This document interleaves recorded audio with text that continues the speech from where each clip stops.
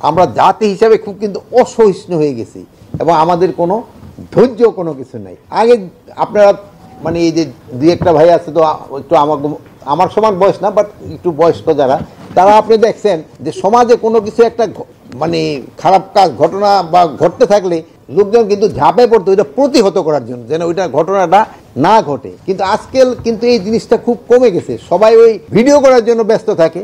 But সে যদি ওই video বা ওই মোবাইলটা যদি তার দিকে ছুঁড়েও মারে, ওইটাও কিন্তু একটা বড় ধরনের ইম্প্যাক্ট হয়। কিন্তু আমাদের দেশে কিন্তু এই জিনিসটা কিন্তু কমে যাচ্ছে।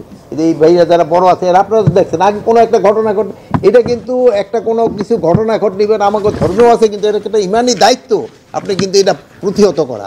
কিন্তু আমাদের ক্ষেত্রে দেখবেন যে জনসমক্ষে একটা ঘটনা ঘটে যাচ্ছে, কিন্তু কেউ এটার প্রতিহত করতে আসছে না। আর সব জায়গায় তো আইন শৃঙ্খলা বাহিনীর লোক সব জায়গায় তো প্রেজেন্টও থাকে না, এরা হয়তো পরে এসে উপস্থিত হয়। তো আপনারা বলবেন যে তাকে তো আগেও ধরে ফেলানো যায় কেন, কিন্তু আগে তো এত সংখ্যা তো ধরা মানে আমাদের পক্ষে সম্ভব হয় না। এই যে গাজীপুরে যে ঘটনাটা ঘটছে, এটা খুবই একটা দুঃখজনক এক ঘটনা। এই ধরনের ঘটনা ঘটুক মানে এই আমাদের এই সমাজে কেউ এটা চিন্তাও করতে পারে না, বাট ঘটনাটা ঘটে গেছে।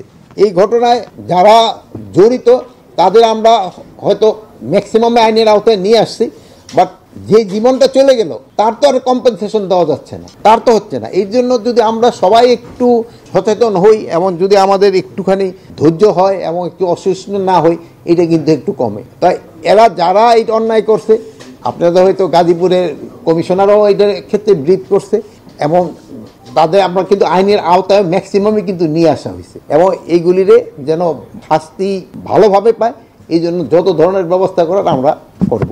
বাট জিনিসটা খুবই দুঃখজনক, মানে যে চলে গেল তার তো আমরা কোনো কম্পেনসেট করতে পারবো না, একটা জীবন কিন্তু চলে গেল।